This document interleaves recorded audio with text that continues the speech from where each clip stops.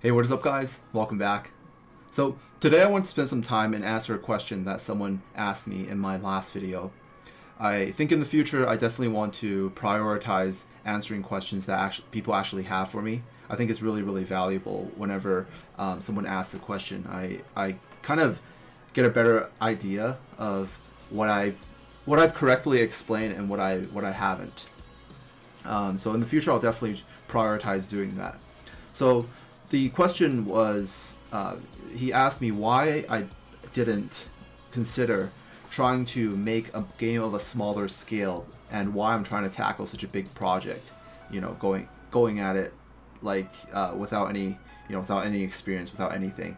Like it seems kind of not practical, and it's actually something I've definitely considered before. And if for those of you that actually went on my website and took a look at my goals or my current goals for the website or on the goals page, I actually listed a lot of these steps of how I plan to be able to achieve my ultimate goal at the very bottom of creating like Lytricium, Forge of Epics. Now, the reason why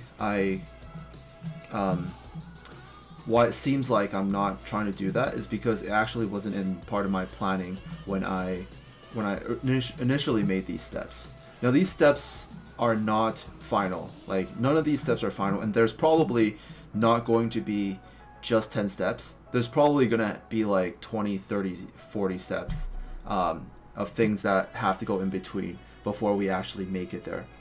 And the reason why I listed 10 is basically 10. 10's like a really it's really easy to remember. That's why people make top 10 lists.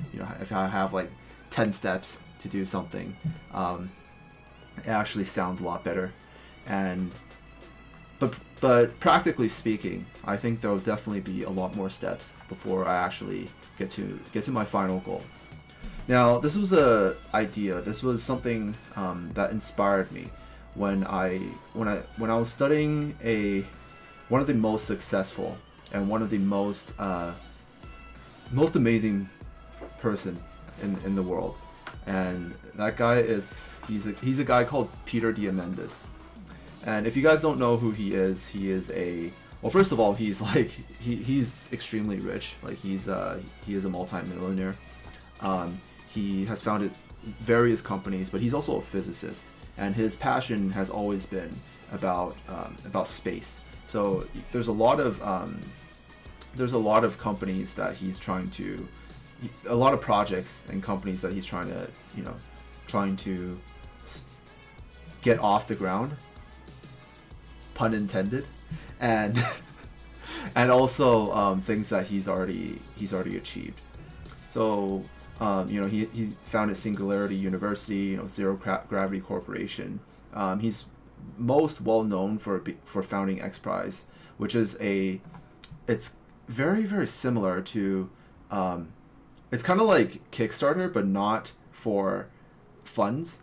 It's for skills, basically. It's for crowdsourcing.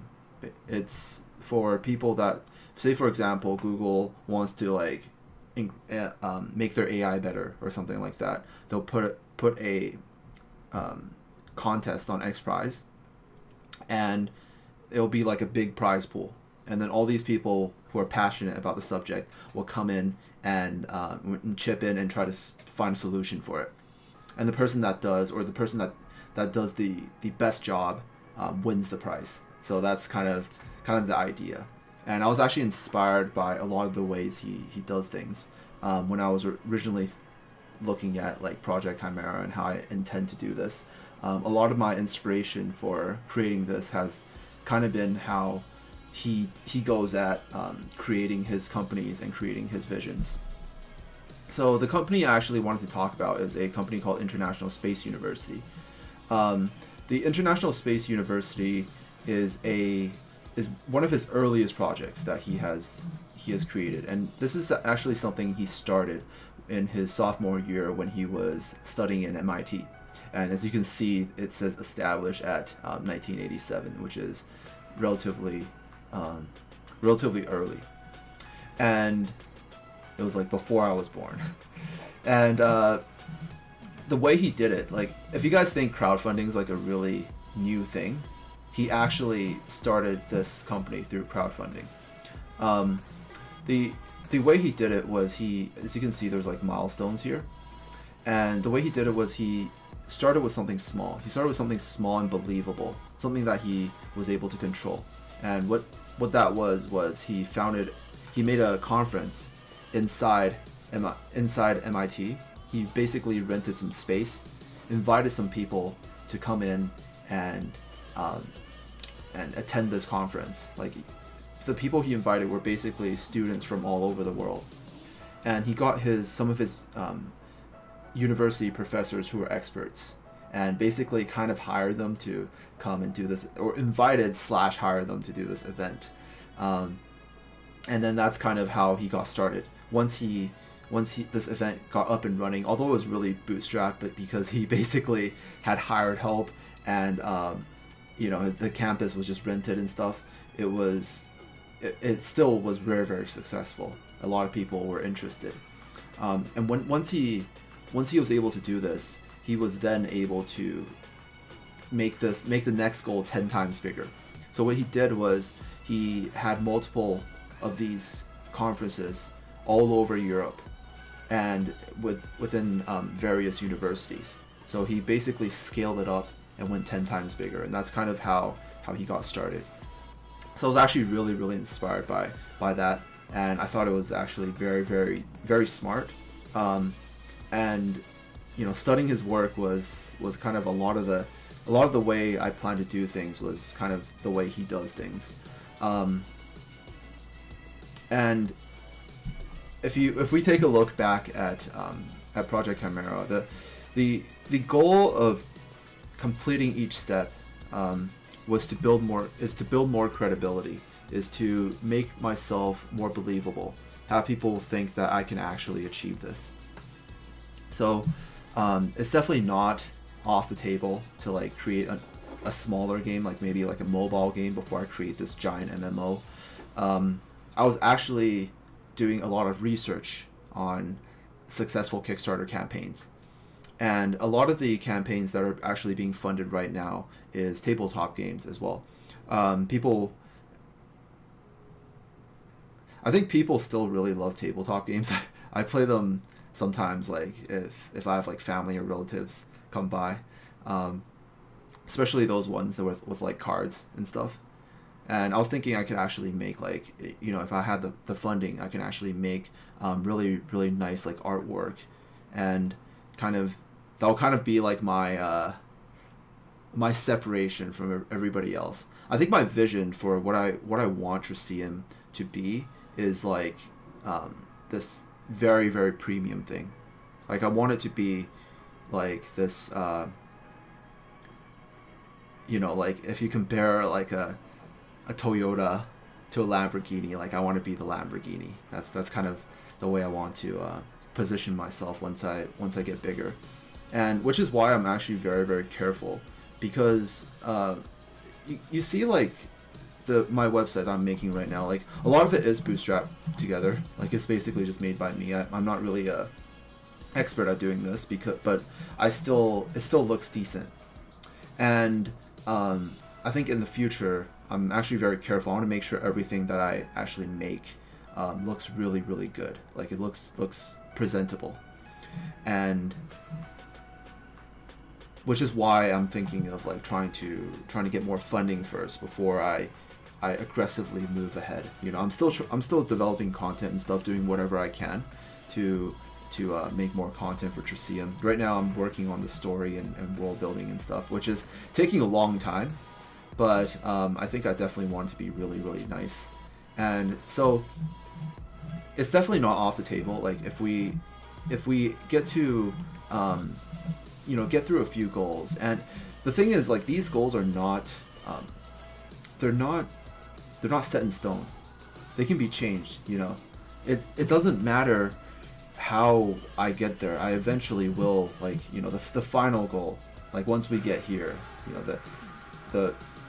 what can I say? We've made it. Tristium Forge of Epics has launched, and we're finally able to play. You know, and the end. What does this help achieve? You know, the end of life as we know it, and lots of fun to be held.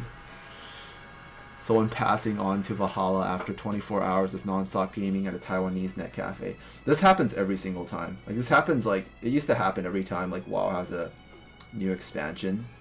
Happened when, like, Diablo 3 came out.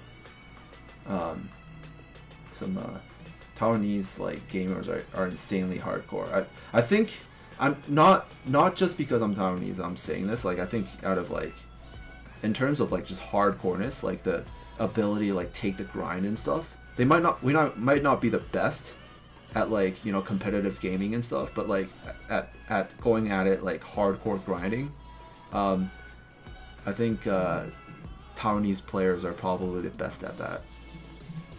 I'm digressing too much, but if any of these goals, you know, are not appealing to people, if I get feedback that it's not appealing to people, then, you know, I can pivot. I can do something else.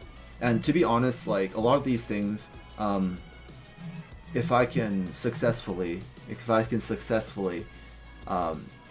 find a way to fund what I'm doing outside of trying to gather funds from, you know, the future customers, which is what you call crowdfunding, I can make some things first, and then, you know, through like my own money or the money that I've acquired, if I can do that first, then it will show people that I have the ability to do some things and gain more trust.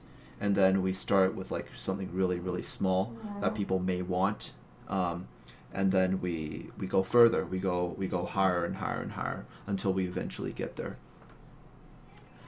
So, I mean, it might not work. It probably will not work like as intended, because as I'm starting to, like, actually make content in step 3, step 2 was supposed to be completed, but I'm trying to get this nice picture frame as well to, like, put the poster in.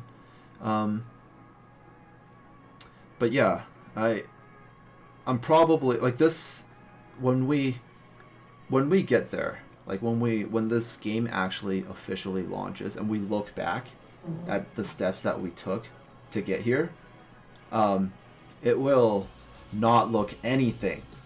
It probably will not look anything like it says on this page. It probably won't look anything close to what it says on this page, because, you know, things change, and I can pivot. You know, I can if something doesn't work out, I can go at it from another angle and eventually get there. So that's pretty much it. Hopefully this answers your question of, like, why I don't make another smaller game. It's definitely not off the table. It's just we'll have to take a few steps forward first, and then like, we're actually still very far from that. Even making a mobile game, we're still very, very far from that. But anyways, thank you guys so much for watching, and I'll see you guys again very, very soon.